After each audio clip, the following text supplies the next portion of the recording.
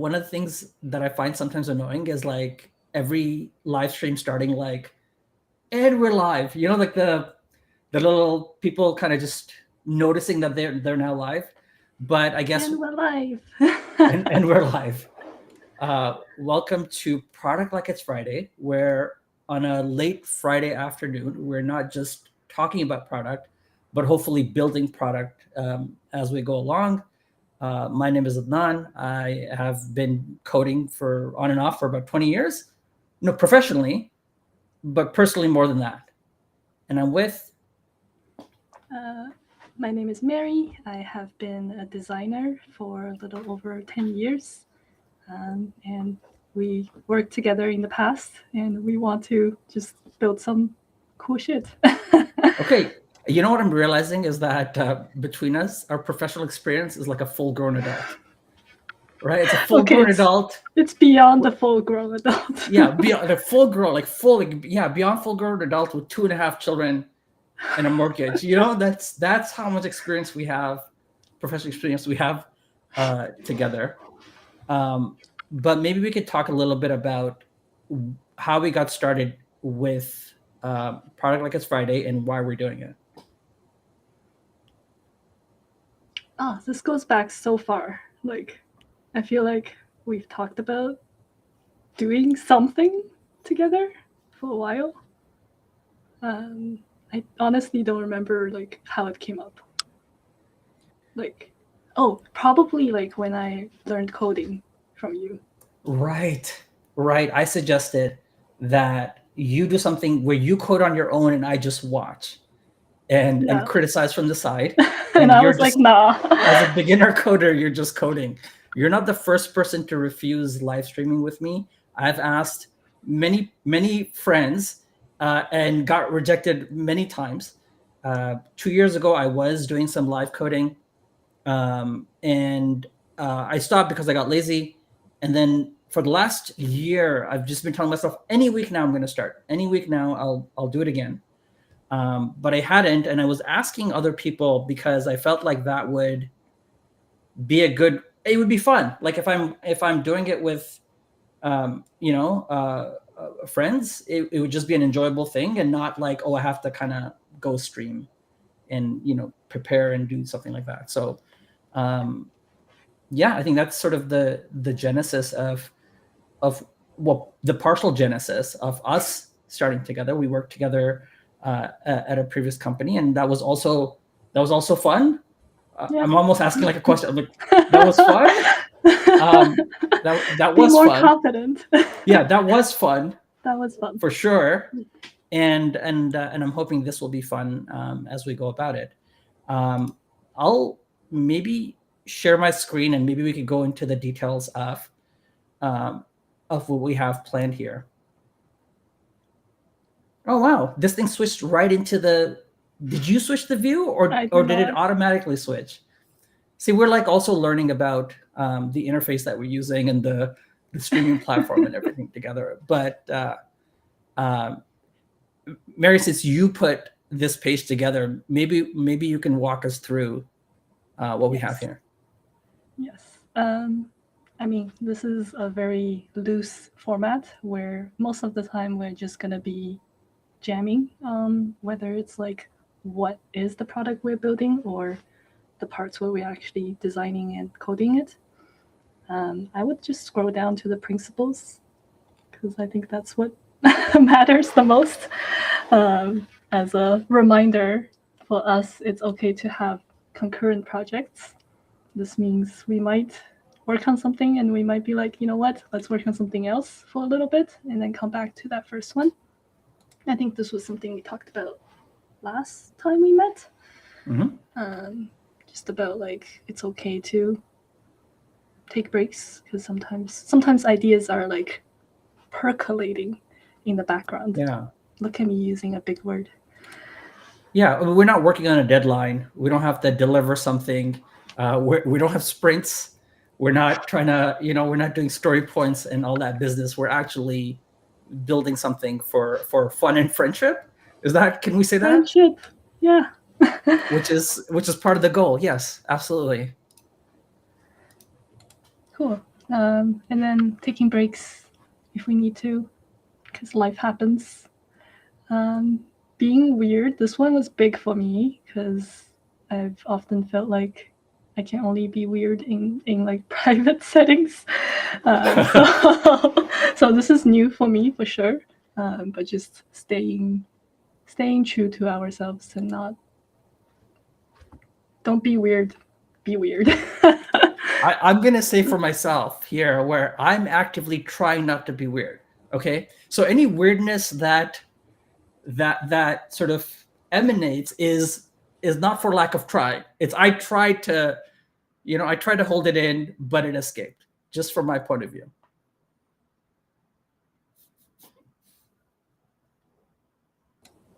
And then the last couple are just progress over perfection. I think that's just a good principle to have whenever building anything new. I think I can't speak for you, but I certainly have a lot of ideas that I'm like, okay, this is getting way too, like, there's too much detail, and I'm like, I just need to like do something, like, rather than like imagine the perfect state. So that's a principle I want to be held accountable for.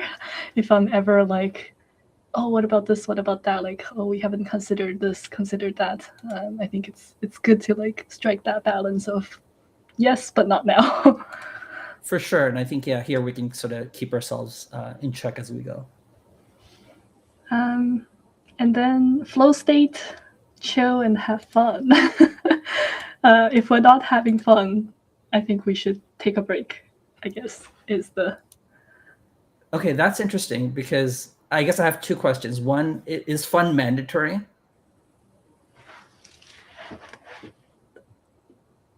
It seems like you have an opinion.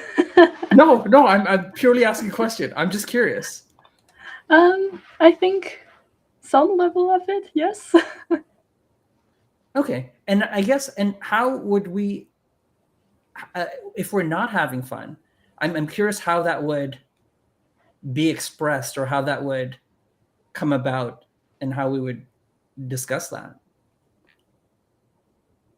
It's a good question. I mean, I think it goes back to like, if we're not having fun with a certain project, like maybe something else seems more fun, then it's okay to like switch around. We can also like just take a break and chat. Yeah, and going on, like, I'm also happy for either one of us to do sessions if the other person is not available. If necessary, like, we could either skip them that week, or one person shows up, or both. And then I think I had mentioned before what I'm thinking about as like the in-betweens, where, because we might still work on the project in between the Fridays, and that itself can be streamed as well, maybe under a different name. But yeah, I mean, those are thoughts. Anything else that you want to cover here? No, not really. Okay, so Friendships, I mean, is the number friendships. one. At the top. Okay, friendship is number one goal. Got it. Oh wow, look at that. Okay, no, love it. And potentially, yeah, and maybe there's some room here for, speaking of friendships, for us to invite potential friends, either for them to jam with us, or for criticism, or for suggestions or feedback, or whatever the case may be. Even talking about product, and for me, when I'm talking about product, is everything that encompasses building a product, both from either when you're doing it for fun or professionally. So that's like not just product management, but design, testing, documentation, even. I say even, but documentation is a huge part of product, coding, and whatever else comes in between, copywriting. And to me, honestly, when I had been reading about software development, the idea from what I read was that all the people who do any of that work are software developers. Like anyone who has a hand in the process of building software is a software. You're not necessarily a software programmer, perhaps, but I actually consider like not from like a job title point of view necessarily, but from a what development really means. Like we all have a hand in developing what we're putting out, and so we're software developers. That's an interesting framing. So should I update my resume? Well, what you put on your resume, yeah, I mean, if you want, of course, but I mean, I guess these days software development specifically means programming from a professional context, but I mean just from like a people who have a hand in building it, versus it being kind of an exclusive title. Should we jump into it then? Yeah, sure. Okay, so we want to start off with this idea, and I'll provide a little bit of context of how this came about, and why we're starting off with this. My sister is a mathematics teacher in New York City. She teaches high school, grade 9s through 12. She's a chemical engineer by her education, and then I guess she pivoted into teaching mathematics. And years ago, her department head contacted my sister, told her about this application that they had internally called the Counting Bee. And we'll go into details of what the Counting Bee is and how it works. But I just want to highlight that this email was sent to my sister in January of 2022. That's years ago, decades even, one might say. Like it's such a long time ago. And then my sister spoke about this to me, and I said, yeah, you know what? That sounds like an interesting idea. I think I can help. And I spoke to her boss at that time, and I said, you know what? I'm going to do it. I'll do it. Yes, absolutely. And then I didn't do it for a variety of reasons. I didn't do it. It's been years, and I've been carrying that shame and guilt in my heart. I went to New York to visit my sister, and my sister asked me, hey, do you want to meet? Well, I'm not taking names on purpose, but let's just call her B. Do you want to, which actually her name starts with B, and we're doing Counting Bee.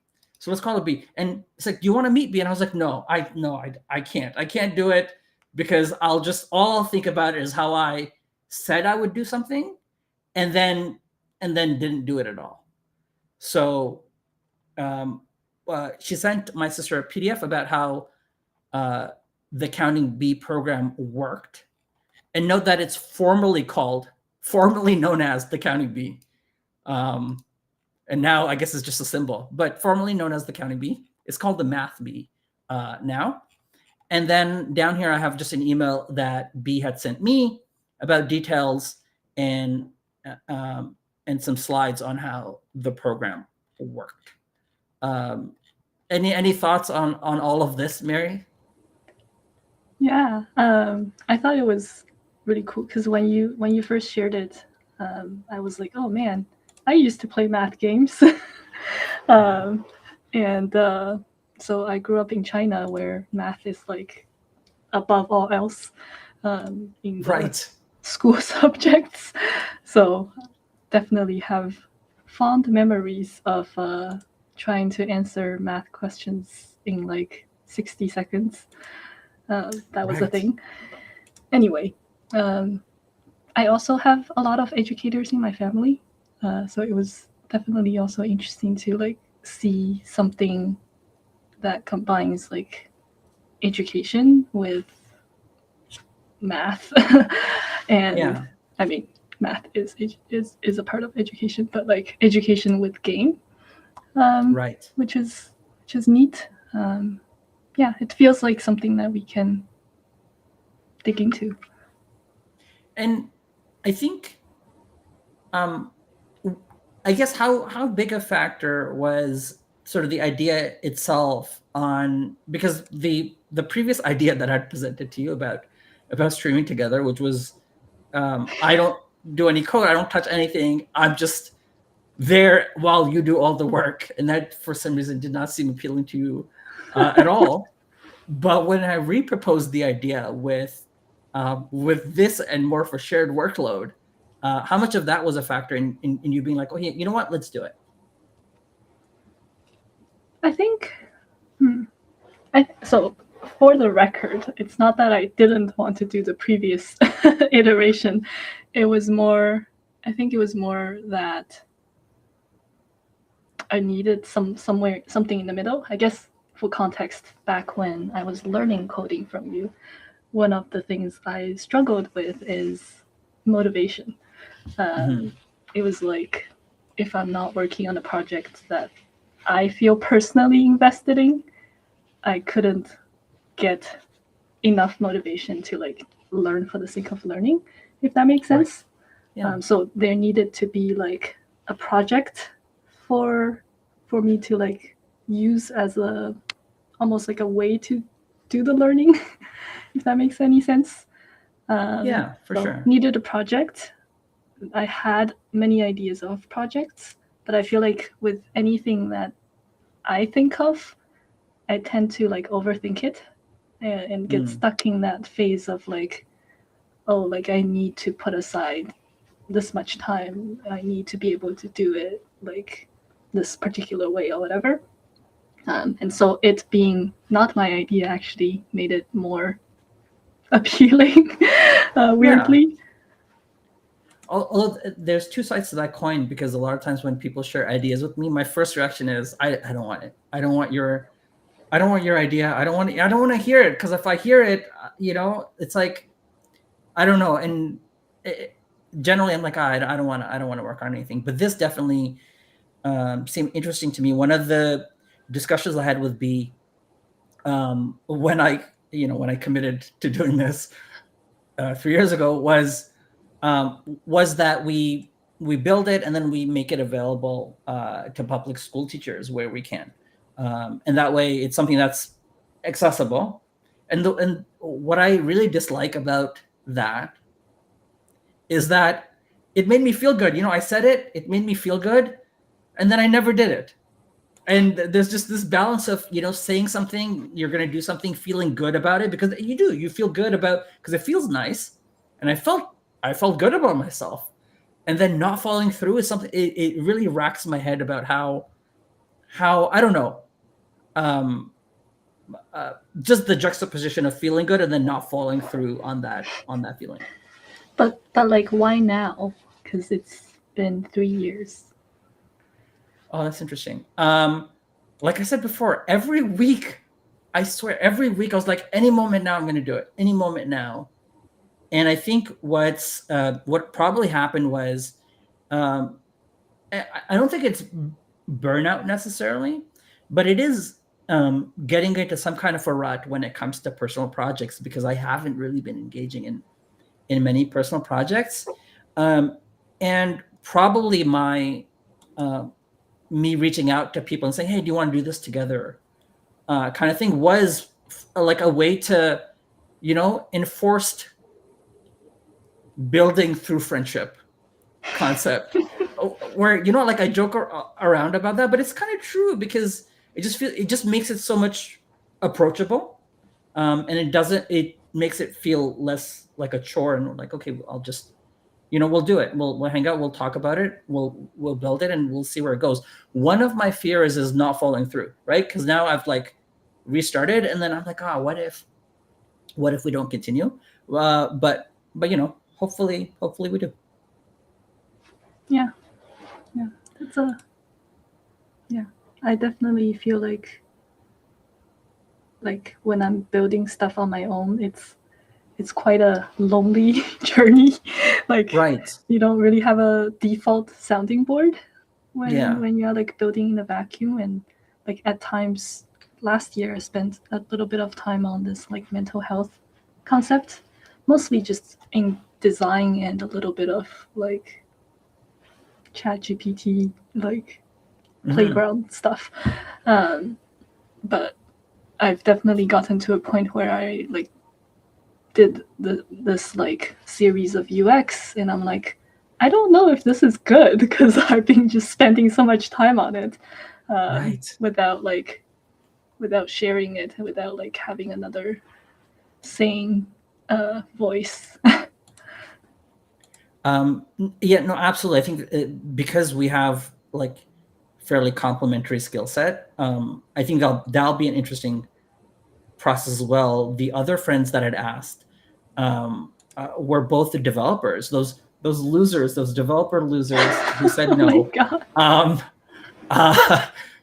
unlike you, who has a much better design sense and skill set than them. And I think as a developer, that is actually very motivating in a way, because whatever I would have come up with, like I'd copy things from here and there, but the cohesiveness wouldn't be appealing even to me, even as I build it.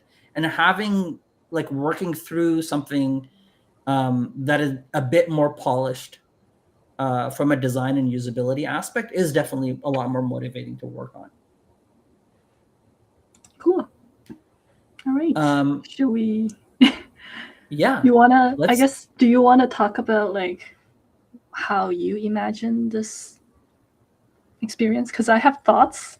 Yeah. That I've put away on a FigJam board.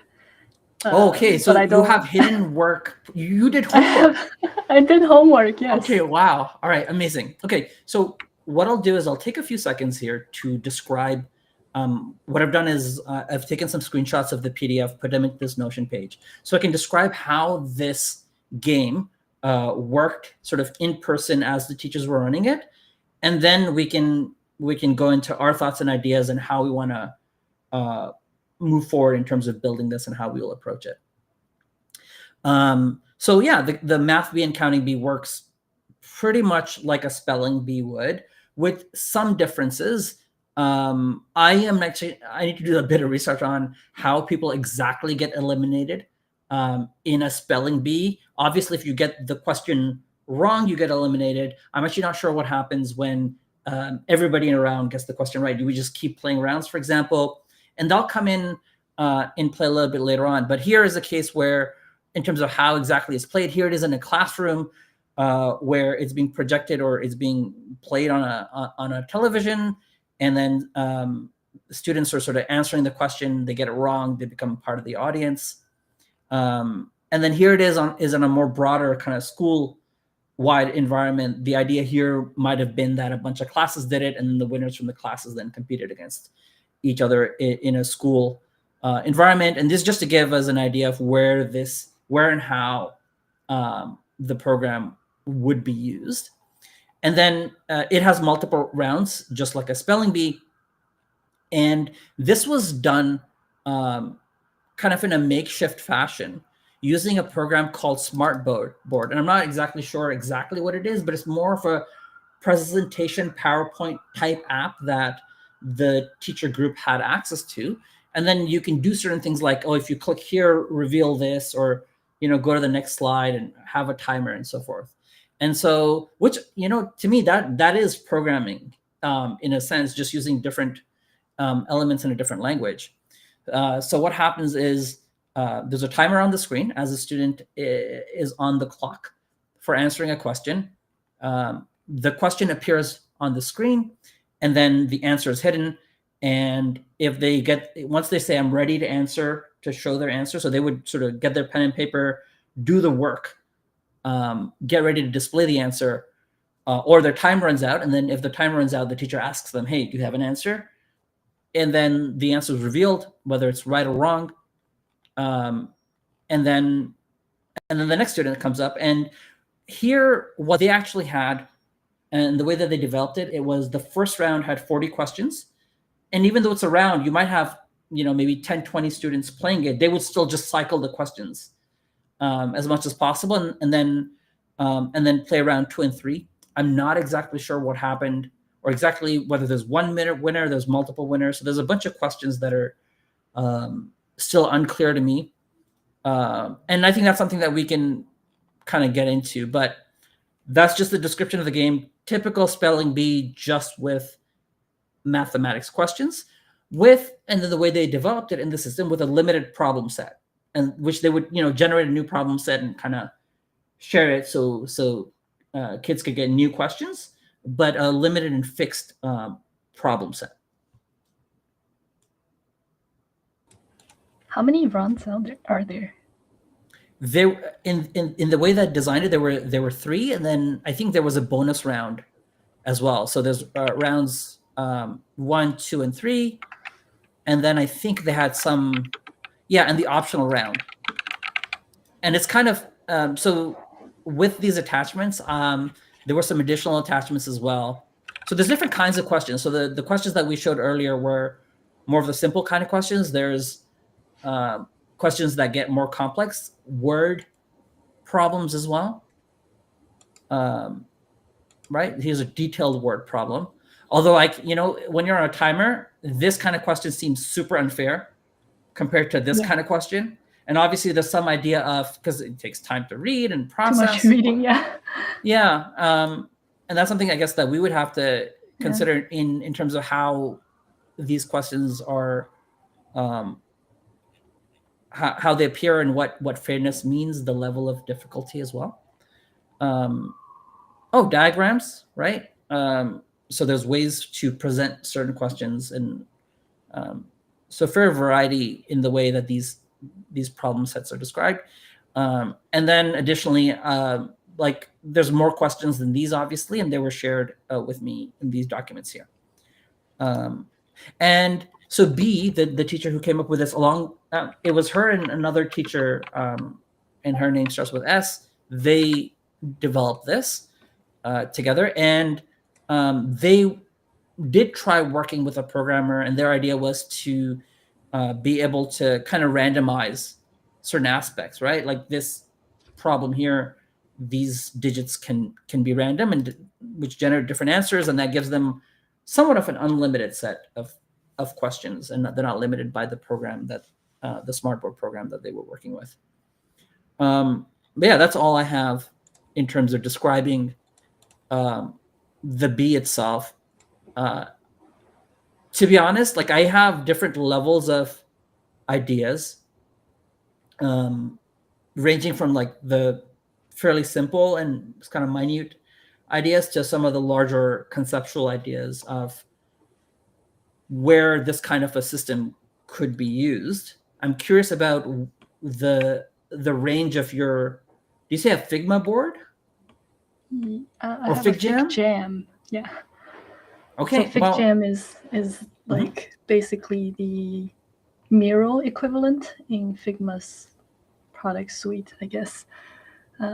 So good for whiteboarding, like flowcharts, that kind of thing. Miro. Sorry, you said I that name. I think I'm mildly familiar with Miro, but not in depth. Maybe if you could describe what Miro is. Yeah. And then obviously once you share FigJam, we'll get a better idea as well. Yeah, I can share my screen right now. Do that. So this is FigJam.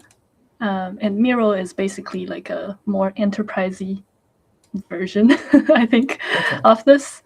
Miro is the tool that I'm more familiar with, so bear with me. But I'm liking FigJam so far. So as you were talking, I just jotted some notes on how I think it worked. I will share this with you right now. So that if you want, you can join and see how collaboration live goes. Oh, wow. Okay. A quick question. Is FigJam part of like a product suite, or is it sort of just on its own? It is. So I think it comes with every Figma license. They recently like redid their, packaging. And so it is a part of like the standard license. So here I have some thoughts that I've hidden behind this this eyeball. But I don't want to like bias the conversation just yet. But interesting. What I do want to share is I guess I have worked in a couple like product teams, different methodologies, different tools, And this is how I'm thinking about like the operating system of building product. And it's fairly simple. It's just discover, shape, and deliver. So if you've heard of continuous discovery habits, maybe you have, maybe you have not. It's all about like how do you continuously discover so that you can shape what to deliver. I quite like the process of shape up from the founders of Basecamp. So in my iteration, I have like a middle like shaping phase because I think there is a little bit of like, okay, you discovered the problem and like what the likely solution is. You still have to figure out what that looks like. So we'll see how this goes. We can skip steps because I think we already know a lot of the discover stuff and we don't care about some assumptions like business assumptions because we're not building a business right now. Right. Maybe down the line. Although, I mean, it might be curious for, I mean,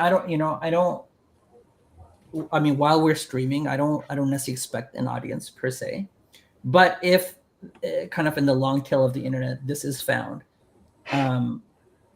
this might be helpful for people to kind of go through and have your thoughts on them as well. Yeah.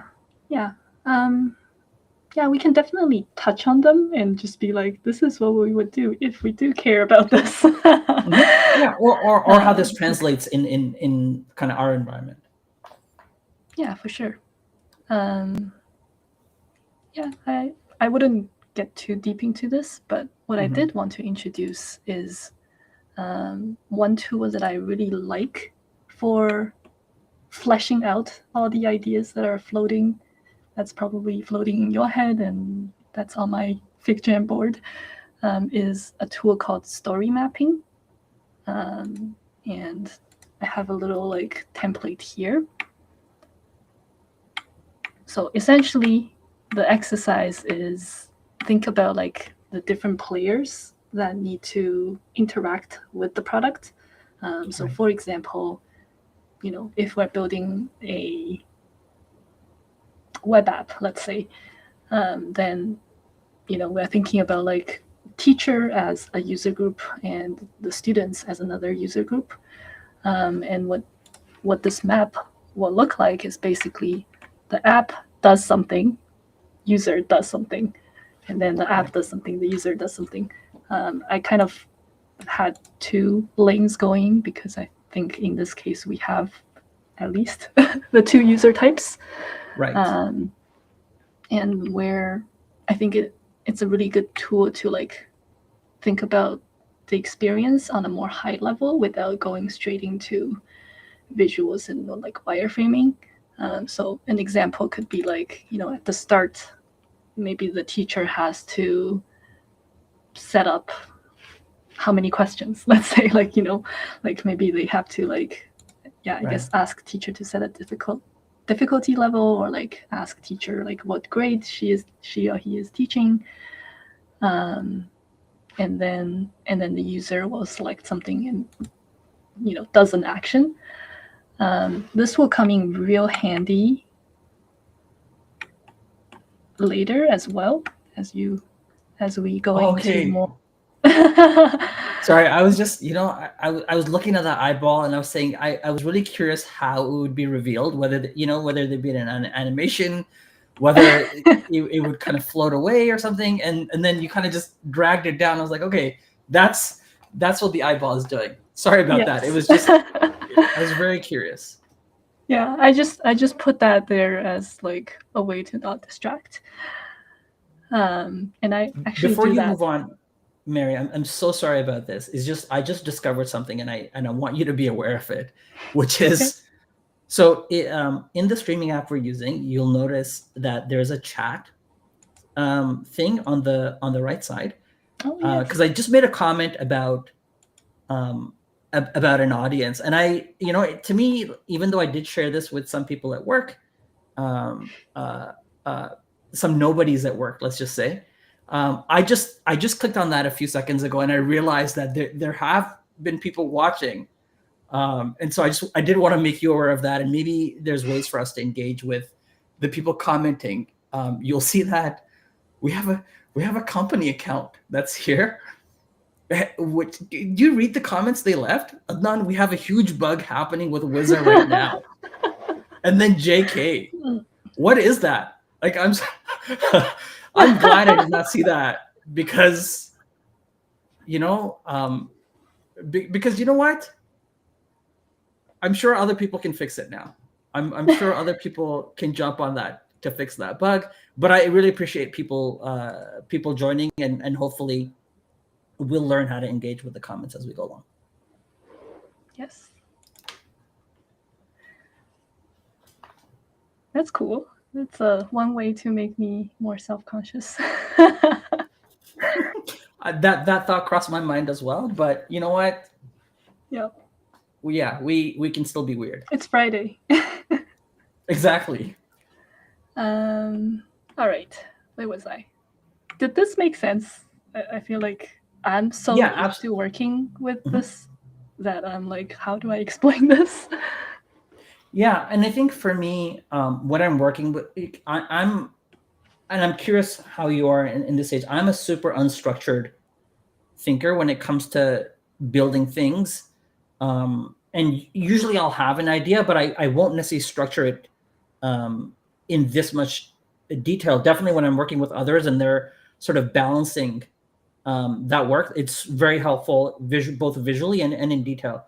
But yeah, absolutely. We have multiple user groups or users with different sort of goals, with different ways of using the application, right? The teacher is more concerned about setting things up and managing the game itself, where the students are more concerned about, winning and fairness and having fun.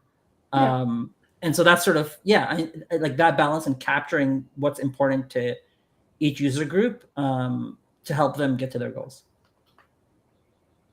Okay.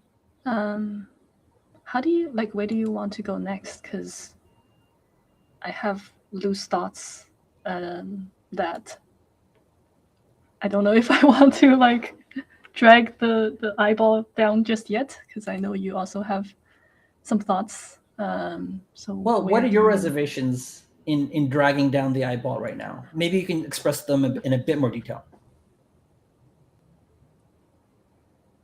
I think my brain goes to a place and I'm like, this is great. And it's hard to backtrack from that place, if that makes any sense. It's like I start zooming into a solution and I start thinking about all the ways to make that particular solution better. But maybe I am staring at this place and forgetting that there are other types of solutions out there. And I think what would be valuable maybe is for us to both share what we're thinking, and maybe there are cross-pollination things that can happen as well, when we share ideas. Yeah, for sure. I think you'd mentioned also the idea of kind of biasing by showing this. What are your concerns about biasing when you shared something, because I don't know what's behind that. I've also I don't know how I will be biased by it either, but I'm curious to hear your thoughts on even as a designer, as you're sharing ideas and thoughts with people, how that sort of bias applies. Yeah. I think bias is very human to have. We all have ideas of what something should be like. I think that's very good. It's good to be opinionated. I think where it's not as helpful is in that very beginning stage where if, for example, you and I have differing levels of thought that have been put into this, I'm just going to say problem space, even though I don't know if that's the best way to call it, but this idea, we have maybe spent differing levels of time on it.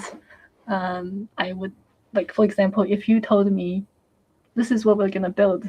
It's gonna be like this. It's gonna be like that. This is how it's gonna work. I think it would be very hard for me to think outside of what you've told me, which is a part of why I was doing homework, because I'm like, I need to have like my own point of view before coming into this. And I think it's more fun that way. Like, like we have probably more divergent ideas. Got it. Yeah. We can then,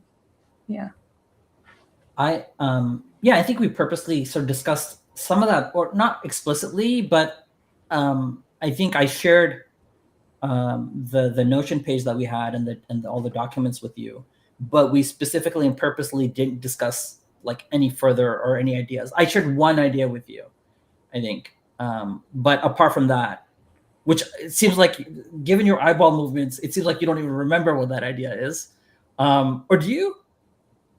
I honestly don't. You don't. Perfect. Great to know that I have no biasing power. Amazing. Thanks a lot. But yeah, and that was on purpose so that we don't necessarily kind of cross-pollinate ideas before time, that we've had enough time to kind of bake our own thoughts first. For me, obviously, I've been thinking on and off about this for the last 3 years. And I'm not as organized as you are, so they're really all just in my head in a very mumbled and jumbled fashion. Do you want me to just go ahead and spill out thoughts that I have? Yeah. Wait, hold on. Let me, because I think what could be valuable for me, maybe not for you, for me and maybe for other people watching, is while you talk, I will do my best attempt at mapping it. So you're gonna like write stuff down as I'm talking? Okay. Yeah. Okay. I do feel weird here by default, kind of because I came unprepared entirely, for you being like the note taker person, and I don't mean that to be the situation. Okay.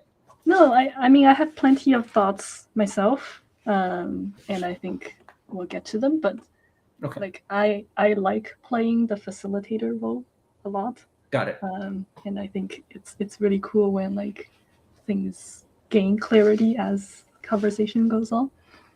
No, that's interesting, because I like the role I like playing is the rejecter. Like somebody comes up with an idea and I say, like, I have like the fly swat and I go smack. And that's sort of the role that I enjoy playing. But in terms of so yeah, and I'll give wonder you why nobody wanted to like stream with you. Fair. That's a good. I concede that point. All right. So yeah, the initial point of view that I wanted to start with, very similar to you, is from the teacher's mindset, right? So the teacher wants something that is engaging for their class, present math in a more like competitive way. There are other applications that exist, not similar to this. Like I'm sure there's a bunch of sort of, B style applications for different types of questions, but just for mathematics, even I remember as a kid playing this game where we'd be in a computer lab and each of us individually would just answer those like as many questions as we could in a limited period of time.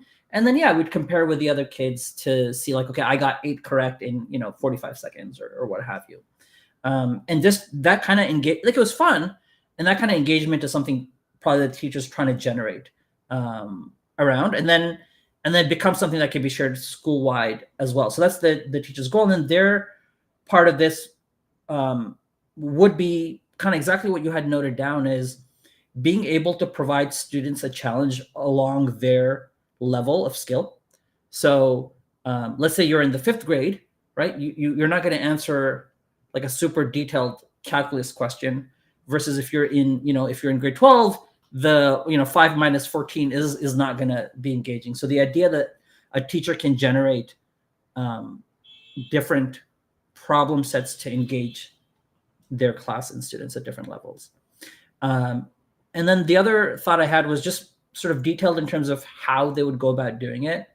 And almost from a steps perspective, I imagine a teacher has like a list of names of students in their class, right? They would go into some kind of interface, click create new game. They select the level of difficulty for that game, and then they upload a list of names. And that's a bit different than what we've displayed already, because what we displayed thus far is kind of disconnected from the specific individuals who are playing. And the list of name helps, in my mind right now, is now the application knows exactly how many students there are. The person who's answering the question, their name can be on the screen as they're answering it. So it's very clear who's answering it. And the other thought I had was maybe somewhere we display also who's up next, the next few people who are up next, or, even the past where like, oh, John answered this question and they were wrong. Samantha answered this question and she was right. And Samira is up next, kind of thing. And just so students kind of get ready and are aware. So the teacher would, those are just some ideas. We don't necessarily have to do any of them really, but the idea being that the teacher is setting up a game that the students can play. So that's sort of the first rush of ideas. And I'll just pause here for you to jump in. Cool. I thought it was interesting that you touched on teacher needs. What about the students?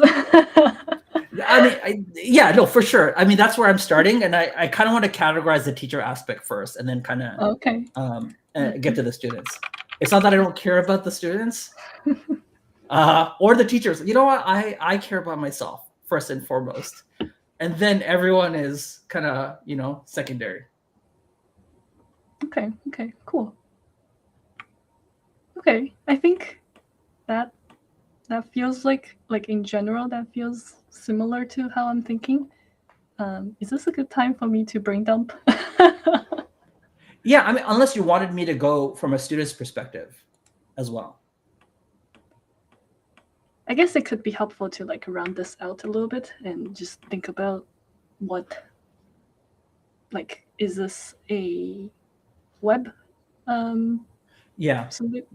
Web. I have more from the teacher's perspective as well, and depending on how much detail we want to get, I did want to pause there to get some of your thoughts on the direction of what I was saying.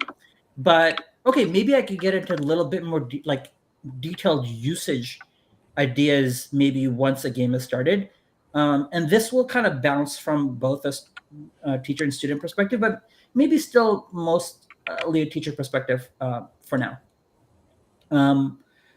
Let's say that you have uploaded a list of questions and you're ready. You've created a game concept in the application, and I'm thinking that would be a web application at that point where maybe you're creating it. Then when you're in the classroom and the students are ready to answer, I have a bunch of scattered ideas, and I'll go through them maybe one by one. The first idea is that we have, how, let's say you're using PowerPoint and you have your notes. The final slides are being projected to the screen or the television or what have you.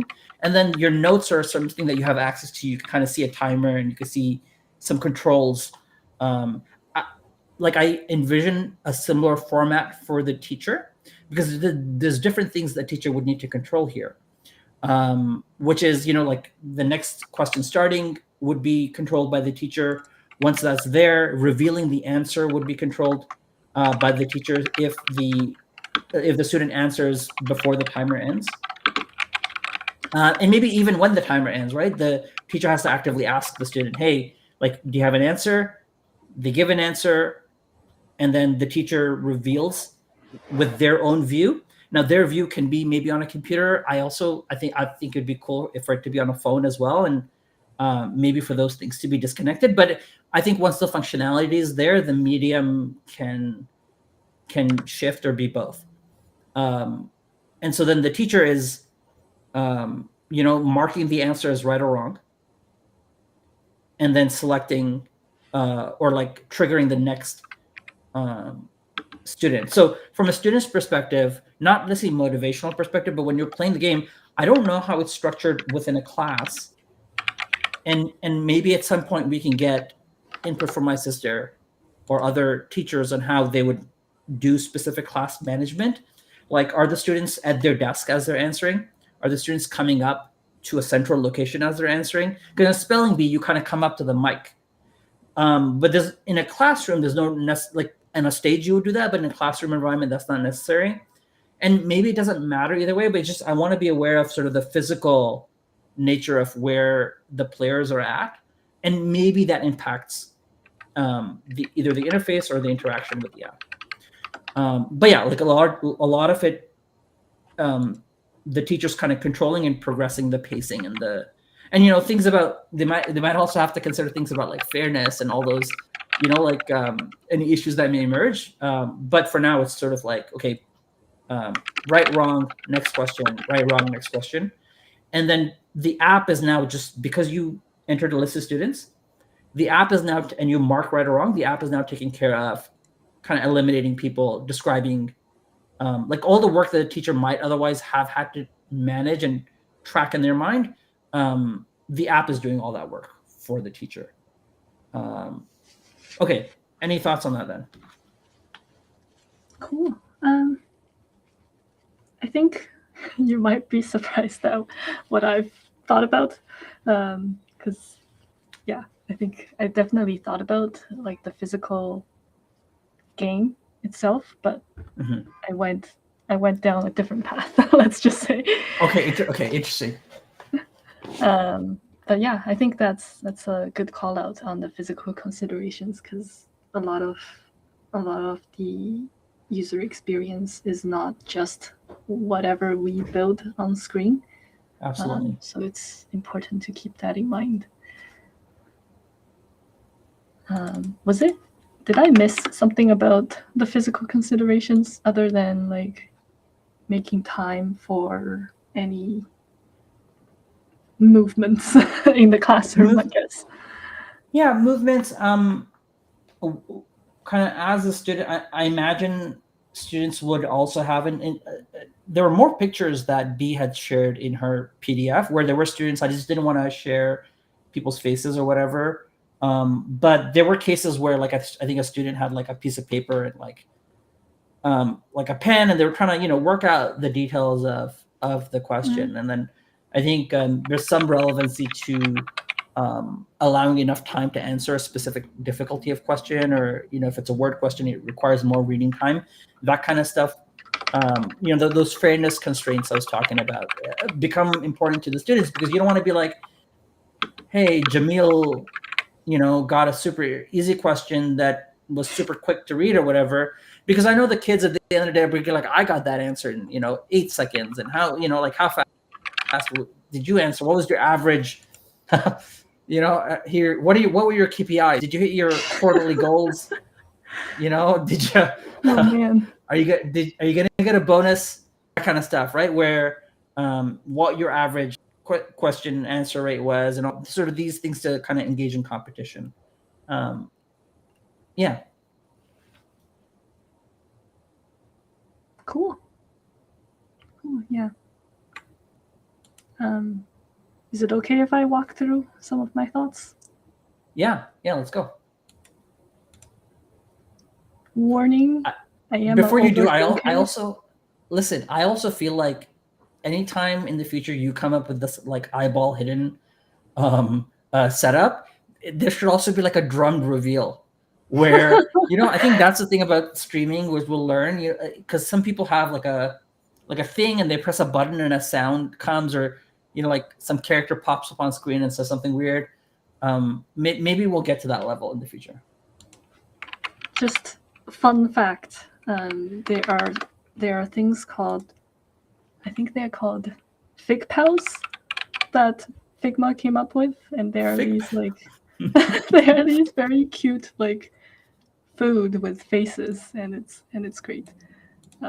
I've been putting them everywhere. Anyway, how are they used? Actually, I know you want to jump honestly, into like. I don't know. Okay, like, all right. It's just decorative, I think. I love the idea of these Fig Pals saying mean things. And this is where AI can come into play, right? Because you put a bunch of Fig Pals on the screen. in a speech bubble. But yeah, like I love the idea of you kind of working and structuring your thing, and AI is analyzing it and then these fig pals are criticizing it through their own way. I think that's a $1 billion idea. If someone wants to take it away, like for free, someone can run with this idea. Yes. Maybe we can build it next. I'd be for that. All right. Sorry, go ahead. Before I reveal, you can see what sections I've made, which is kind of funny. Yeah, awesome. So you can guess what kind of things I might have. All right. So I kind of had different thoughts on different types of, I guess, different elements of this product idea. And this one is just mainly about like game mode, like what types of modes there are. Obviously, for whatever we're building first, we just gotta pick one and not overcomplicate things. But I actually want to pitch trivia mode. So imagine that students can answer simultaneously using their tablets or mobile devices. I know that in schools, people have tablets now for the purpose of school. Yeah. I don't know exactly what they are, but I'm sure we can find out. And then the teacher is controlling like a web side of things. But I thought trivia mode could be interesting because nobody is getting eliminated and then just getting bored. Is my assumption. Is that that's interesting. I would love for us to hold that thought about like what happens to the losers, and think about, because that's feedback I'd love to actually get from teachers who've run this in a system to say, what, is there a drop in engagement level or is there more suspense? Because and I could see it going either way, which is something I wouldn't know, and I'd kind of put a question mark around the idea of like the level of engagement a student has. Like, do you start cheering for Timothy once you're out, or maybe you're like trying to distract Timothy when they're up? You know what I mean? Like, what are the roles the audience plays in this? Can I jump in with just some thoughts on, because this is a totally different angle and it's super interesting. So one thought I did have with classic mode was how we leverage different level availability of technology. So, for example, in the current game, and then in what I described, the teacher's kind of saying right and wrong, right? And kind of that determines how much time the question took to answer. So I might have answered the question in 10 seconds, but the teacher's processing time and checking time is to add another 5 seconds before, or 3 seconds, 2 seconds, 1 second, whatever, before they say done, right? Because the teacher's controlling it.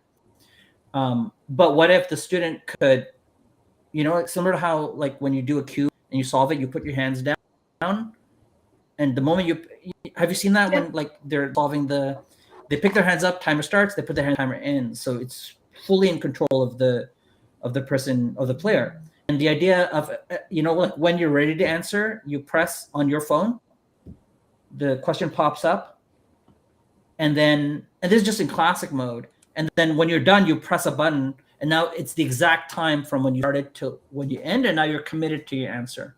So right or wrong, maybe the teacher's still checking because it might get complicated, and then because if it's a number answer, that's easy for an app to check. But if it's more of a, I don't know, there's different. But the simpler thing is for the teacher to still decide right or wrong. But yeah, I guess I didn't go into the student aspect.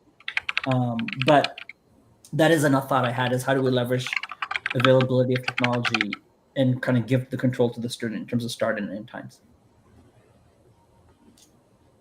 Yeah, I like that. I had gone down the path of all the questions have existing answers. I don't think it would work with any non-number questions.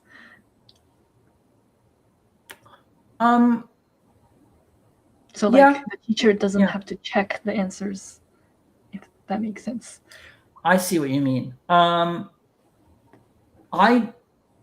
I wasn't necessarily thinking along those lines, because I'm not sure. What seems to me in all the examples is yes, like there is an answer that can be checked against. There's one thing in the description in one of the documents that B had shared, and that was variations or representations of a question. So, let's say 14/3 is equivalent to whatever that is in kind of decimal format. So the student might present the answer in both ways, and then that being sort of, there are different ways to represent the same answer as well. And so I don't know how that plays into kind of an error checking or a correctness checking mechanism. Right. Yeah, the other idea I did have was different styles of questions as well, which is why I wasn't necessarily thinking about kind of like a one true answer situation. Like if you, so the idea that I had shared with you that you forgot entirely was you make it sound so bad. No, I'm just kidding. It's but no, it's my fault, right? Because I didn't present the idea, like I didn't sell it well enough for it to like really kind of really stick in your memory. But the idea is that, and this like, and one of the reasons I don't necessarily like even thinking about this at this stage is that it's like it's in the future, like with sparkles, like in the magical place, the future that we may or may not do. But I think it's interesting to think about this as a B engine, where different types of questions, like, so it becomes like a template for these type of competitions, whether it be, well, I guess spelling, they might actually be like an organization that will sue you if you do, if you get kids to spell words without the official spelling group. I actually don't know if that's true, but something to think about. But for everything else, like I would imagine potentially like geography-based questions or picture-based questions or some other level of questions. But yeah, definitely answer chain can be built into that as well, depending on whether that's available. Okay. I had one idea about like if people are eliminated, they can become. Have you played Jackbox games? No? Okay. No, they're these like they're like these party games for friendships. Okay. But one feature, I guess, that a lot of them have is like when the room is full, like let's say there are only 8 seats in the game. But if you have a group of like 10 or more, the rest can be audience and they can interact with the people competing, I guess, in one way or another. In Jackbox games, I think they can even like give people like basically upvotes for some points, essentially. I don't think we should do that in this case because then it becomes a popularity contest. But okay, time out. Have you been in high school? Is it not like 90% popularity contest, 10% learning? But should we be leaning into the popularity contest? Should we not serve the public and give the public what they want? Maybe it's a setting that the teacher can turn on and off. Sure. I mean, I think part of ideation is so interesting because for me, I don't necessarily think we should limit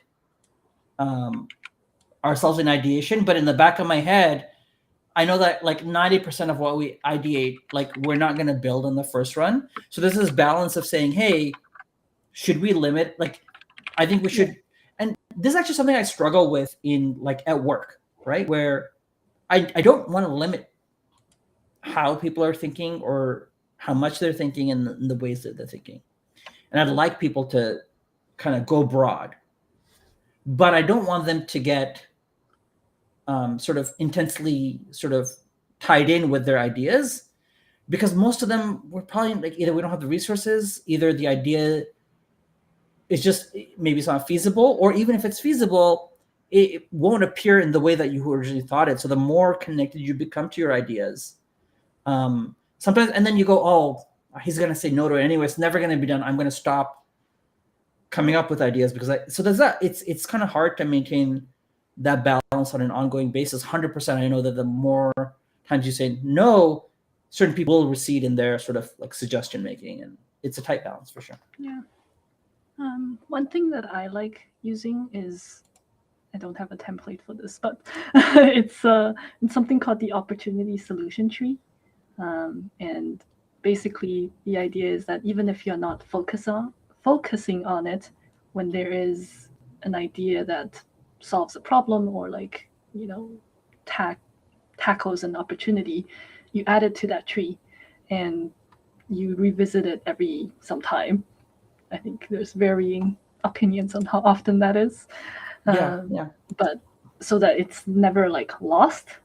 And when you're focusing on one branch of the tree, doesn't mean that the rest, don't exist. Yeah, absolutely.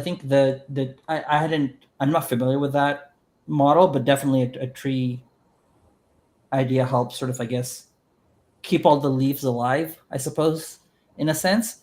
But maybe later on and maybe some sessions we can just talk about certain product procedures or processes and principles or what have you in general, even from a work perspective, and share some of the techniques or tricks that we used in order to sort of manage in our daily jobs. But okay, please continue. Okay, anyway, the two modes I've thought of are like the classic and the trivia. I think classic is pretty much what you described, with the one difference being the engine being able to give you the answer. So less work on the teacher, but Yeah. it's pros and cons. And then the trivia mode is more like everybody's playing at the same time, and the leaderboard is only shown at the end, and the winner is only announced at the end. I love that idea in terms of it's a fastest finger thing, in like The Millionaire. That's what I'm thinking, right? You're all answering the same question. It's about speed and correctness, both, and it's more for shared experience. Super cool.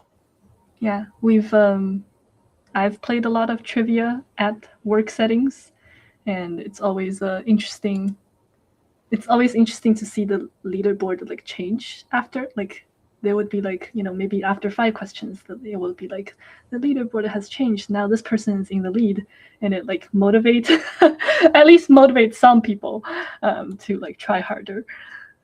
So interestingly enough, we this week at work launched a sort of a new product, and internally the week before, our CEO had put together a bunch of questions about the product, and then we played that quiz game internally, where it was multiple choice, and each question we had to answer, and it gave you points based on time and correctness. So you get, and then it did show us a tally after every question, so people knew who was and wasn't winning. And then what you have here, points awarded for accuracy, speed, streaks. I don't know if they did streaks, but yeah, like it was exactly what you have referenced here. Yeah, I think again, don't have to do it right away, but just more. Can I say something? We probably won't do it right away. Like, because I feel like it's good to just say the thing that's versus, like, unless you're adamant on it, right? You know what I mean? And I think that's the advocacy aspect of it, because one of my secret goals is to remove the cloak of shame I'm wearing, as a result of committing to something and then not delivering it in any way.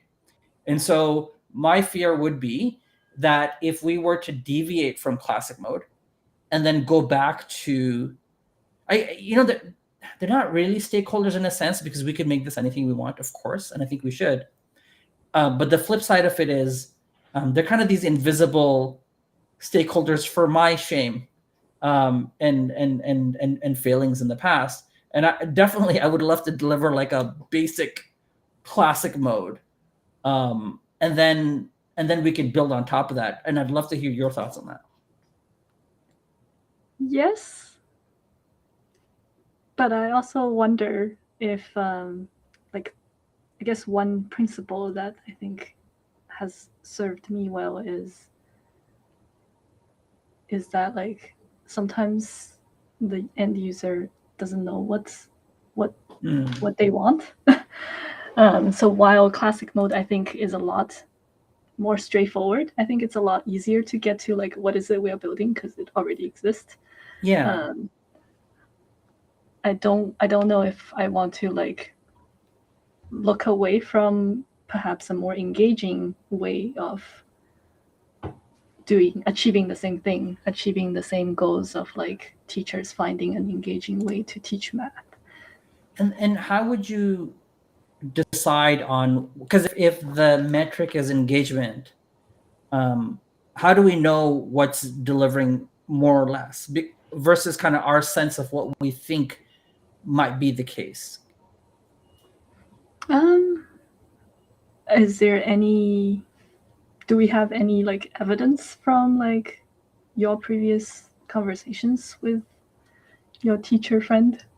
No, I mean, I honestly, apart from committing to it, I didn't really get into starting or getting a sense of the details. So I have there is I didn't share it here, but in her slide deck she did have one slide, or one in the PDF, there was one page about the students who get it incorrect and kind of their part in the thing. I don't want to go into too much detail, but there's nothing revealing there. It's mostly just like they're in the audience. That's about it. So she did mention something about it in what she had in the material she put together.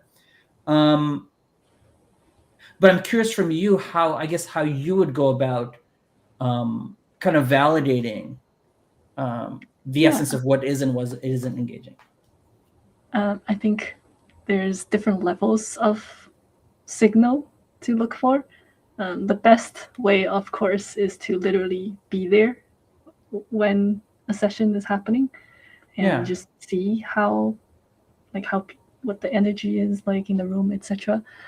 I think secondhand experience as well, like listening to teachers who have done it or similar things, and maybe even some, like, just desk research on spelling bee, because I'm sure there are more spelling bee things that happen than math bee, because it's an adjacent type of activity. So I would probably go towards that. I think, like, my sister is a educator. I would definitely reach out to her and just see what her thoughts are, like, I guess activities in general, but if she has done something like this. Yeah, I'd be super curious to get feedback from teachers who might run this game. What else? I also think that it'd be interesting for us to kind of even bring that tree notion in that you were saying, because it's kind of difficult, because once we decide some level of being done, who's to say we'll continue with it or not? But if we were talking about kind of the magic dust future, potentially, like, I could imagine this as a product that's more like a studio, let's just say, where you're creating different types of engaging experience for students across. I mean, they don't necessarily have to be students, but I love the idea of a more specific target market. Obviously, the functionalities, like, you could play this in your living room with your friends, for example, right? So there's no, like, limitation of the teacher-student relationship. But I do love the teacher-student sort of dynamic as people to target for this. And then that being I mean, and then in any game, for example, the B mode, I think all B modes can be converted to trivia modes with this pretty much the same set of questions as well, theoretically, right? Yeah. and definitely, like, I think regardless of where we start, the tree itself reveals itself as like where we can take it and what differences we can have. So you can do this for math, for geography, for like you get a stone and you have to say there's a picture of a stone, you have to say what kind of stone it is, or rock, stone, who says that, a rock, and how it formed, or dinosaurs, history. So there's history, like there's so many, English, like what was Shakespeare trying to say in an act 3 or whatever. Like all those things can be templatized and run either way for sure. Yeah. Okay. Do we want to do that today?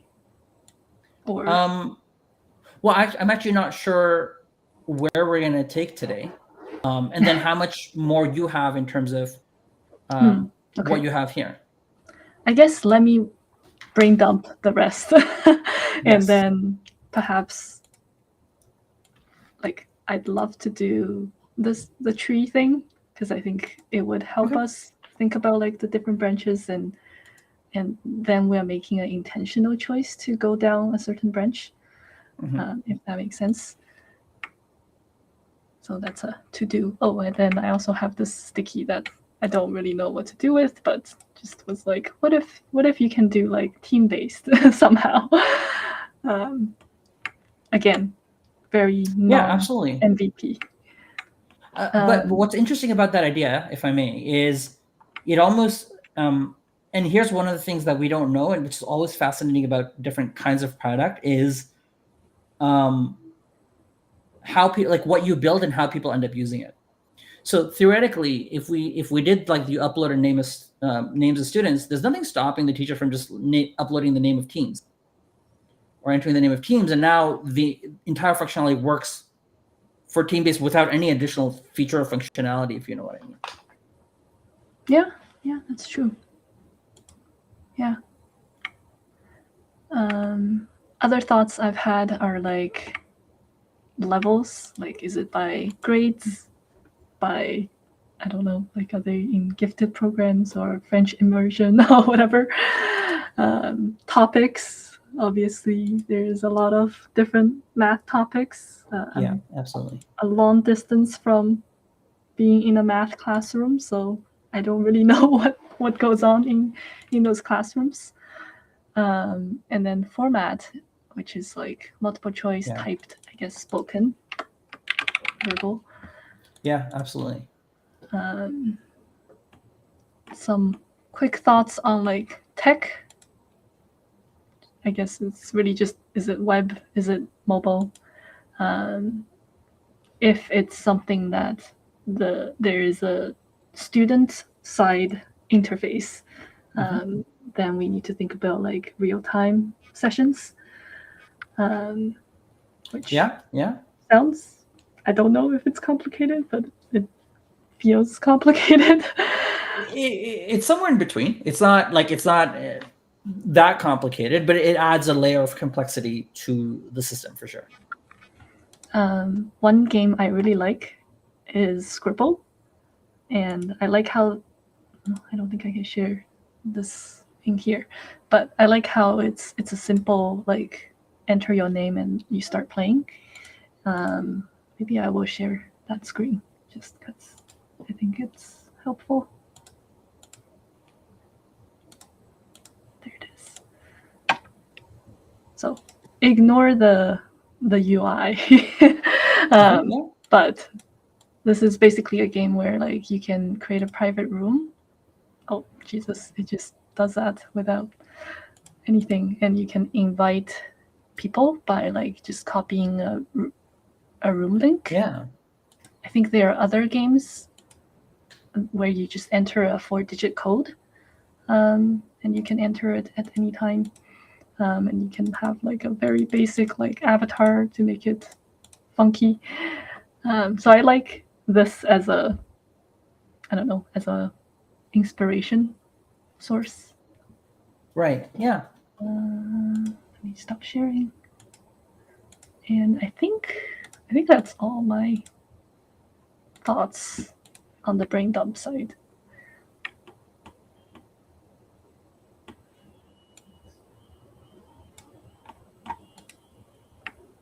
Okay. I mean, well, where do we go from here then? I think it would be helpful to do that opportunity tree. Do you want to do that together, or how do you? I haven't been part of that process before, so it'd be something that well, I'd take your guidance on it. Yeah. Okay. You want to do that now? If we didn't, what would be our other options? Um,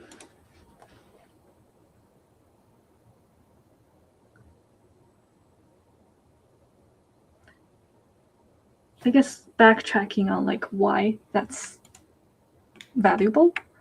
I think having that tree can help us decide on which area to focus. Commit to this is where we're going to focus. It doesn't mean that everything else doesn't matter. Before we dive into like the specific interactions and all that stuff. Okay. Yeah. I'm happy to. I'm happy to do it. Of course. Okay. Cool. I have never really done this live, so. Well, is it supposed to be done in secret in like behind the eyeball? No, not really. I think it's more just I've never done it live, and it is a bit of a messy process. Yeah, let's do it. So I mean, that's what live, like being kind of doing this in a live format is all about. It is being messy. So this is a framework from a book, which sounds very serious, but essentially it's like it's trying to map the relationship between the things we build and the outcome that we want to achieve with the things we build. So if you imagine a tree, it could look like I can't spell. Opportunity. So there are like the layers of outcome, opportunity, and then solution. So an opportunity could be a problem, like a user problem, or it can be a want. Like it doesn't have to be like I have a problem that needs to be solved. It can be like I want to have fun, or something along those lines. It's really just terminology. We don't even have to use it, but essentially it's an area where we can decide to focus. And what we are looking for at the end of this is a branch of opportunity that we want to build solutions for. So we can ignore solution actually at this point. I'm going to assume that our ideal outcome is that students have. Actually, is it more about the students or is it more about the teachers? I think they both. I don't necessarily know if it's more about one or the other, but I think they both have a shared investment in that environment.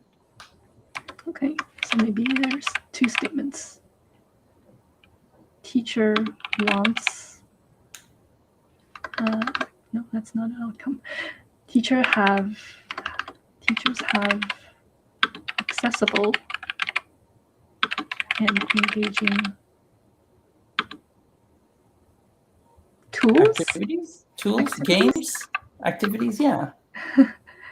I'm happy to keep it fairly broad as well. I think games is a good focus, but activities could involve more than games as well. But I think for now, given the structure we're in, games is good.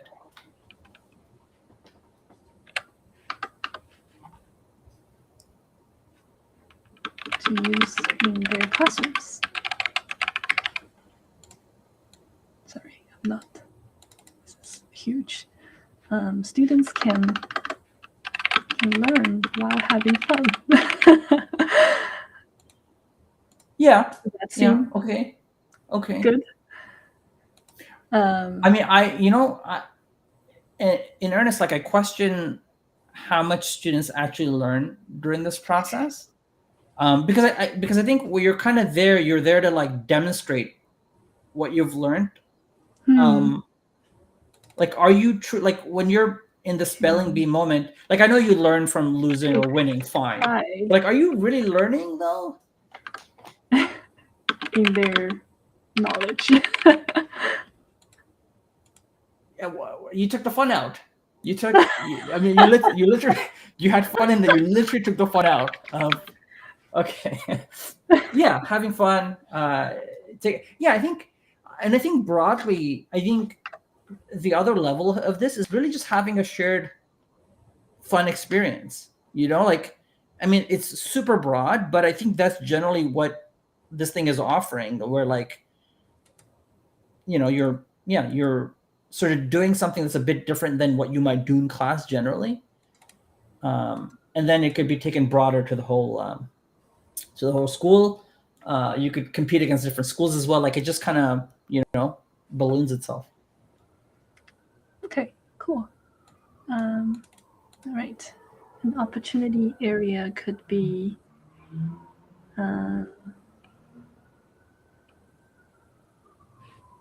classic e-game hosted by the teacher.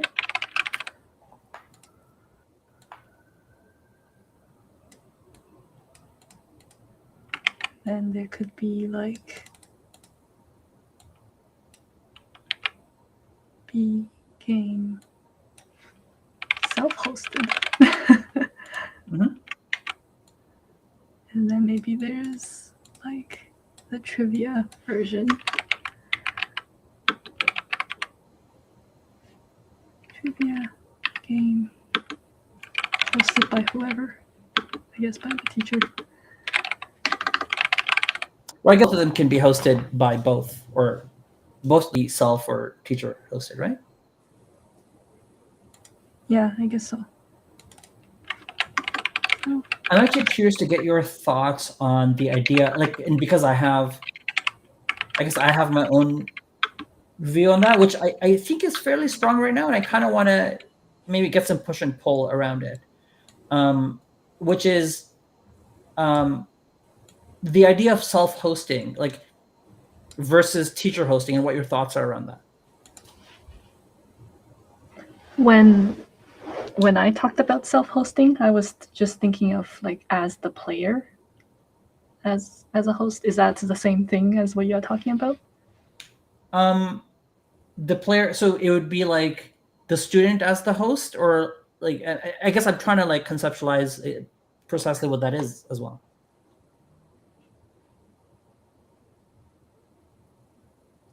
Yeah, I guess I'm thinking about like if it's hosted by the teacher is the one that will have all the answers.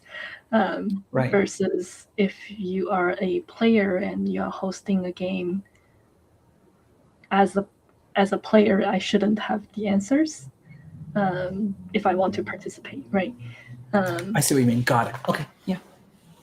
So I don't know. I think there's pros and cons. Like definitely hosted by teacher is I think more aligned with the B game. Yeah. But then it also relies on having a facilitator to play it. Right.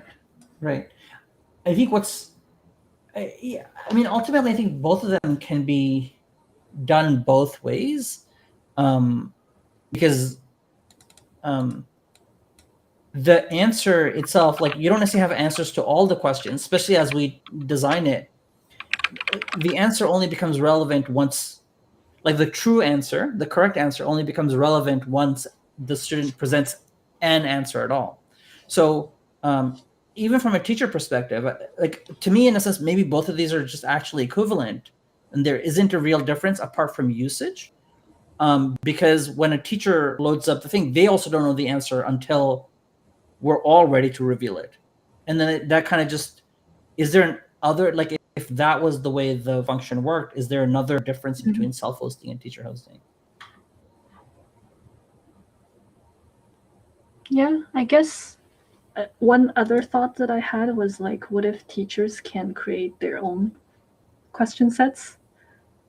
Yeah, Which could be interesting. And like maybe there's even like a element of like teachers sharing resources with each other.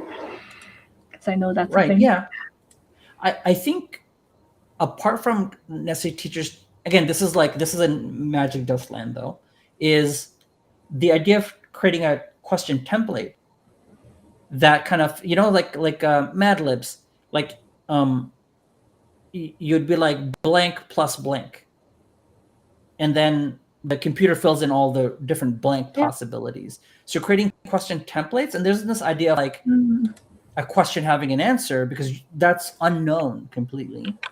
Um, and you can math really lends itself to doing it because a lot of these questions are templated. Even when they prepare tasks, I'm sure a lot of them are kind of like, let's change the numbers, let's make sure it makes sense, and let's give this similar question again in the next year. And so definitely this idea of creating a template, and then you kind of know the difficulty level of that template of the question. So if it's a calculus level template question, you kind of have that kind of thing. I think that's something that actually, just from a programmatic point of view, we'll probably have to do anyway, regardless of whether the teacher, like the idea of yeah. teachers being able to modify, like it's kind of like designing levels in a game, right? Where we kind of have to have this idea of a level in the game. And then some games don't never allow you to design levels, and some games do allow the users to design levels. But the starting stage is there's some level engine in the underlying game either way. Okay. Okay. I think, okay, let me just add a few more thoughts. So there's teacher modified content. There was like, I don't know what to call it, but like the point system. Like, I'm just brain dumping everything we talked about. Yeah. Like the gamification mechanism of points. G plus 10.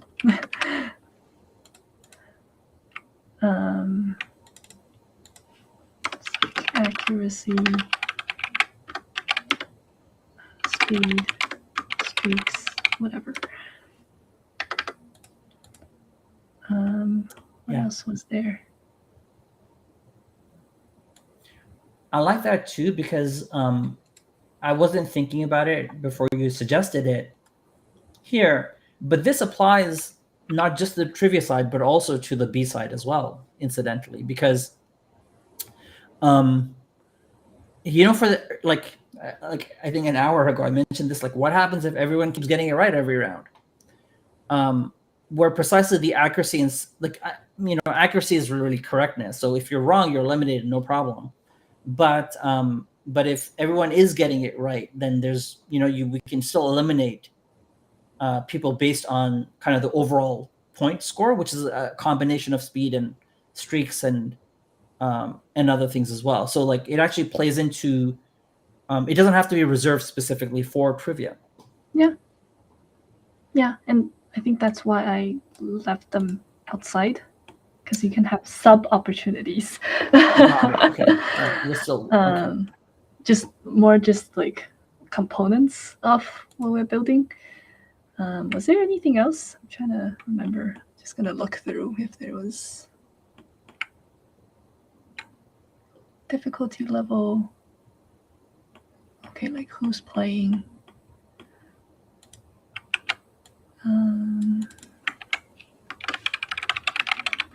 Like one thought I had was like, what if, again, very like blue sky, but like, what if you can like identify which students did well on which subjects, and like identify patterns, like weak areas or like strong areas or whatever.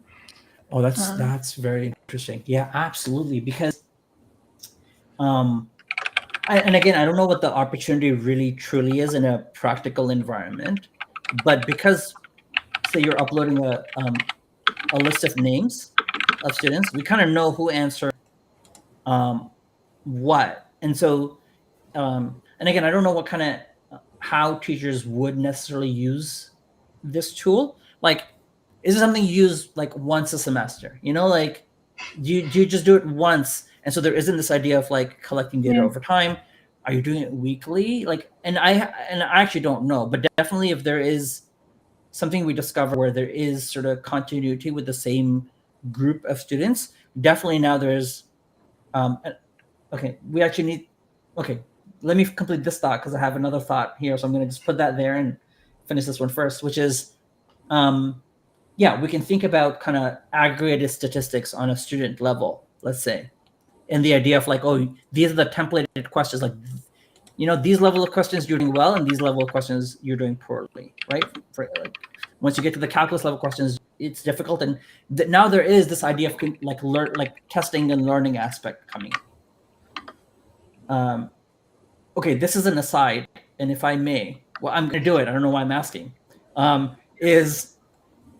I had a lengthy conversation with my sister the last time she was visiting, and it's strongly tied to this. And I didn't want to bring this up early because, again, not necessarily biased, but because I didn't know where the discussion would go necessarily, but it was in the back of my head.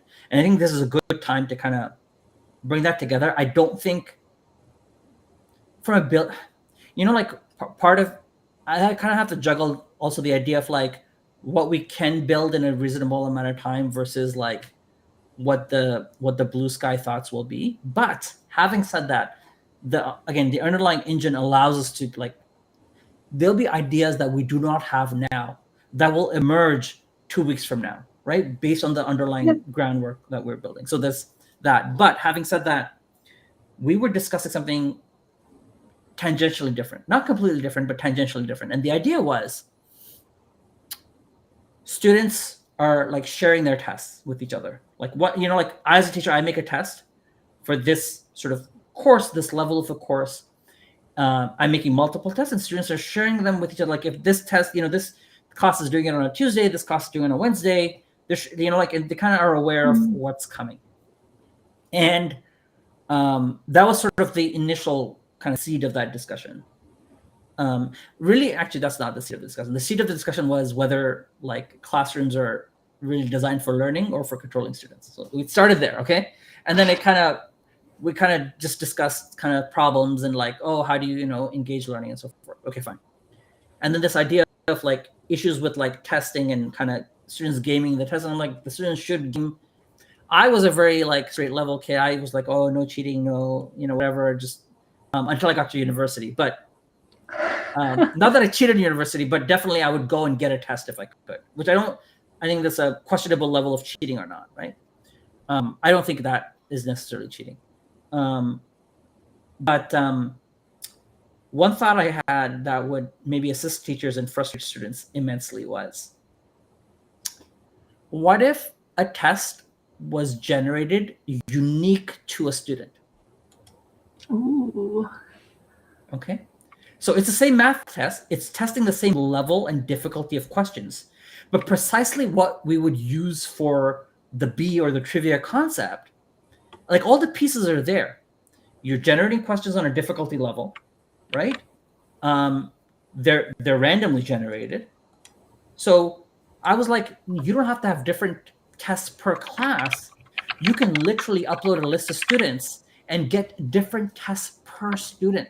So you could not even cheat by looking over your shoulder. And I was like, oh, that's very interesting. I was like really, I was really into it, let's just say. And so, you know, which is the whole thing is like, regardless of what path we choose in a sense, like these things will continue to emerge. We're like, oh, where can we take this and where can we take that? But just the idea of like, it just tickled my fancy in a way of like, oh, this is how like it's kind of changing things for students. Like, how does behavior change in different environments where now they can share tests and they behave in a certain way around it or cheat in the same test, of course. But what does it mean for teachers? Like, how do you grade it?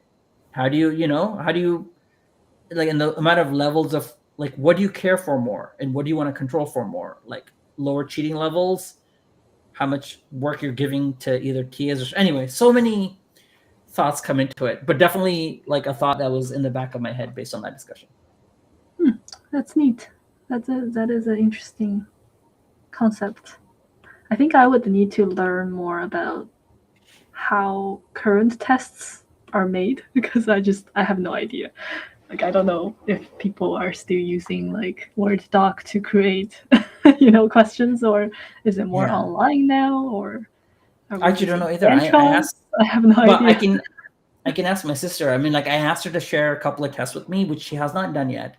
But yeah, she's doing it, right? She does it, and her team, like her colleagues, do it semester to semester all the time. So Okay, cool.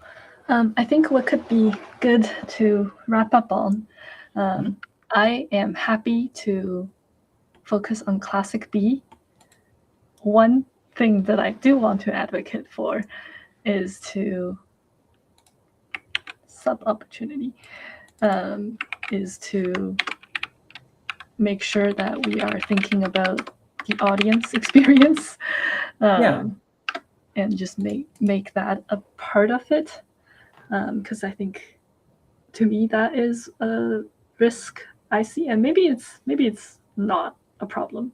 Like maybe it's fine that people don't have anything to do after they're eliminated, but I tend to, I think, overthink in the side of like negative things, and I'm like, if I'm a kid and this does not influence my grades, I'm gonna like deliberately answer something wrong and just sit out, and I don't want that to happen.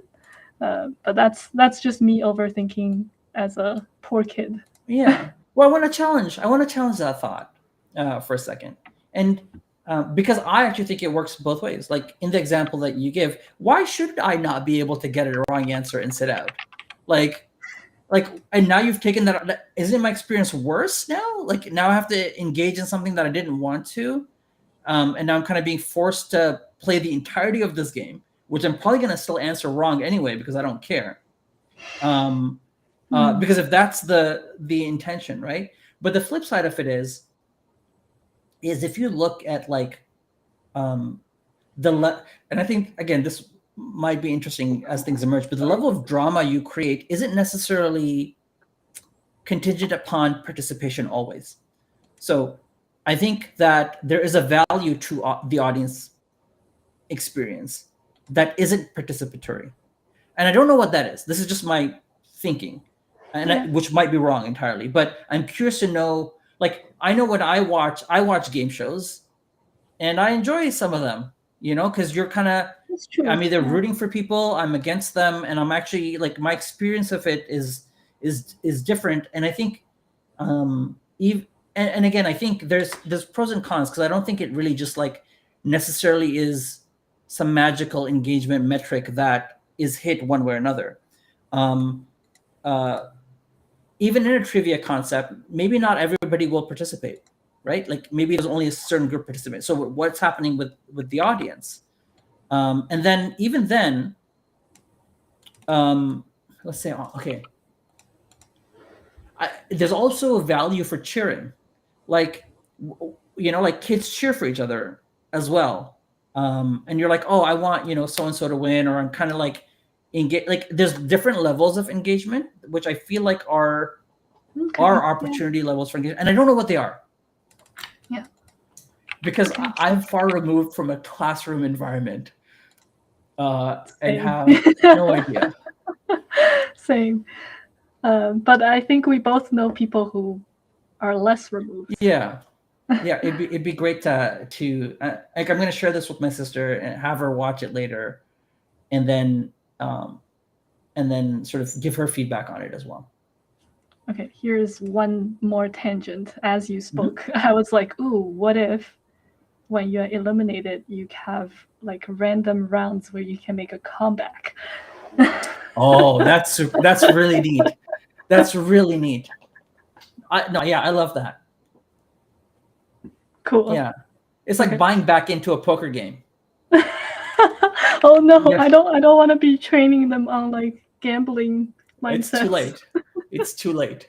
Now you know how it's like you had gamification somewhere. Can we put gamification slash gambling?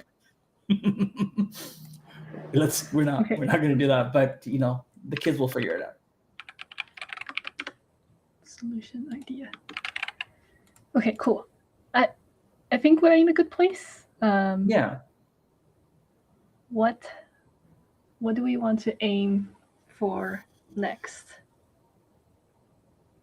What are your thoughts and ideas at this stage?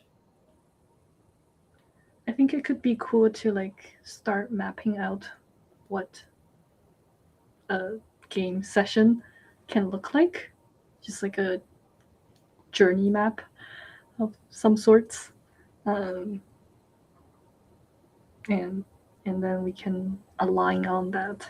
Oh my god, I hate it when I use that word. Yeah. We have to do it. I actually like that word. Like I'm not against alignment. I think it's one of the more important things we could do. I'm not against alignment. It's just the word. Okay, got it. Okay, all right. Can you imagine if we didn't align? Yeah.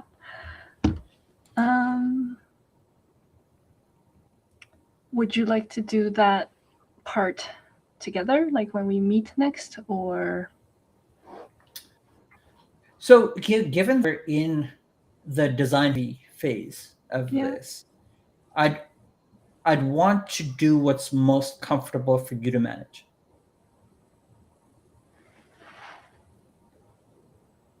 I'm happy to meet. I just don't know how we're gonna, like, if we want to wait till Friday, like next Friday, or what are your energy levels?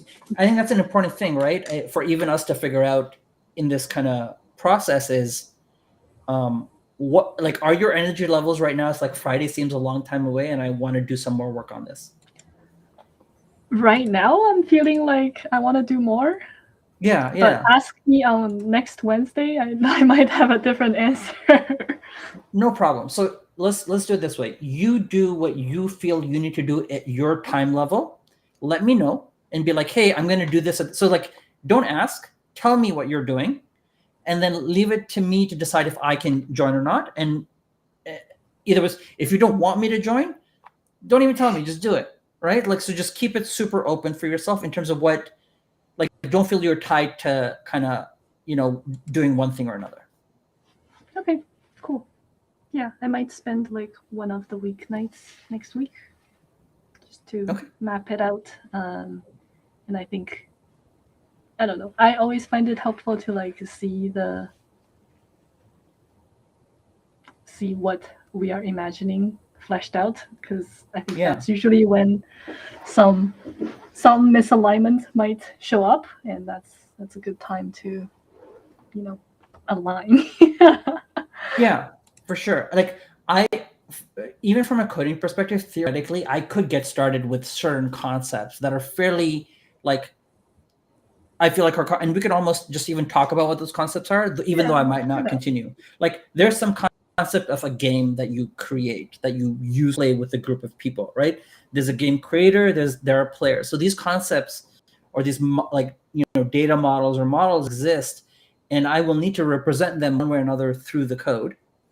So I could theoretically get started. I'm probably not going to, but who knows? Like, I don't know what my energy levels. Like, my energy levels are to get started, to be honest. But at the same time, I kind of want to wait a little bit before, like, I would want to wait to flesh out a little bit more. But tomorrow that thought might change, and I'd be like, you know what? Let me just knock something out. Who knows? Okay. Yeah, I think those are definitely things that can happen in tandem, in a regular setting. Not that this is irregular, but how dare you? Okay, that sounds good. Let me stop sharing my screen. Any oh man, I forgot to ask. I was gonna be like, every time we meet, we gotta like ask each other how, like, a friendship checking. How's your week? How's my week? I think, but because we're live, like, you would assume that and this is going on the public internet, right? So I wonder what our levels of answering that question would be, because like if it was just us in a Google chat, how different would that be from us doing it in this format? I mean, don't don't feel pressure to share things you're not comfortable sharing, but Yeah. but don't lie to me either. That's good. That I like that. That level of like don't lie to me clarity. That's amazing. Why don't you get started and set the tone then? I'm feeling good this week. This week's been busy, definitely busy. Lots of like appointments, honestly. Like a lot of like heading out a lot of times. Mhm. I donated blood for the first time in my adult life, Oh wow. Okay. which was nice. Yeah, that was probably the highlight. I'm trying to think of a low light. What's a low light? I don't know. I honestly, it's been a pretty good week. Okay. Wow. Okay. I'm just thinking. Sometimes it's hard for me to remember what I did in the week as an expressive thing if there's nothing like large that kind of that stands out. Work-wise, we had like a pretty big product launch that was sort of consuming, at least at the start of the week, and that went well. In the way that I described it at work to colleagues was like it was actually fun. Like it was like I was nervous going into it because you never know, like both from a technology perspective. I mean, never is a strong word, but there's some uncertainty from a technology perspective. For like, hey, we built this thing, we don't know how people will react to it. Whether it stands the load, the interface, like there's so many different components of how people react to it. We did do beta testing and this and that, but when you kind of put it out into the world, there's a different sense of it. So I definitely was had some levels of nervousness going into it, but like as we're doing it, like it's fine, it's good. Like there isn't like all that nervousness was kind of just energy in a sense, and now it's like everything's fine. And it was actually fun. Like it was, the word I used was fun. It was like a fun, engaging way that we kind of put it out into the world on LinkedIn and this and that. And then the rest of it is like I am trying to have a good like habit of still like doing some level of exercise every day. And I'm giving myself some targets to do, and I'm not able to do them every day depending on my energy levels. And I'm still trying to, because I was at a place before, like many months ago, I was like every day, boom, boom, boom, no problem, no problem, no problem. And now I'm at a place where I'm like, today I'm only going to do 1/3 of what I thought I could do, and then start again the next day. Cool. Is that just physical, or is it like seasonal related? It's physical. I don't think it's seasonal related. Like historically I've, not that the season doesn't impact my moods and behaviors, but apart from turning into a wolf, I'm actually just tired. That's fair. I'm starting to do so. You got me into running. I mean, you weren't the only reason. But but I think like recently my running routine is like I do 2 5Ks during the week, like during the work week, and then I do a 10K on the weekend. Wow. And I'm like, okay, this is good. If I can stick with this, like this is my minimum. Like everything else that I do is like bonus, like for example, right now I'm starting to learn how to swim. Actually, I started last summer, but continuing to learn how to swim. So that's like a weekly thing that I'm now committed to and added to like that original stack. So you can do your triathlon. So is biking next? Okay, I did not learn a lot of physical activities growing up. So I learned biking when I was 23 maybe. And then I started learning swimming just last year. So I think we are far distance from the triathlon, but maybe one day. Yeah, but it only takes one step. Even just with running, you went literally from couch to 10K, like literally. So it's only seems at a distance because of the step you're on, but it's totally cool. Yeah, true. Cool. Any plans for the weekend? No, it'll just be. I'm hoping to nap more. Nice. That's about it, really. Nice. Cool. Well, I am going to probably get ready for Friday night things. Are they like 'Cause are they this secret is- Friday night things? No, just like more chill. Like, Okay. like this stream is called Product Like It's Friday, but there's also Party Like It's Friday, and Okay. Wow. trying to think Which of another which I was not P word. invited to. Just I'm just saying, like I was not. No, there's no I was party. not. Yeah, I was not informed of this Party Like It's Friday situation. Cool. All right. I think we'll call it here. Yeah, and I was I was thrilled that we did get some of an audience for this, and I'm kind of curious to see where we take the whole thing. And yeah, we'll be here at the same time next week. Cool. All right. See you next Friday. All right, take care.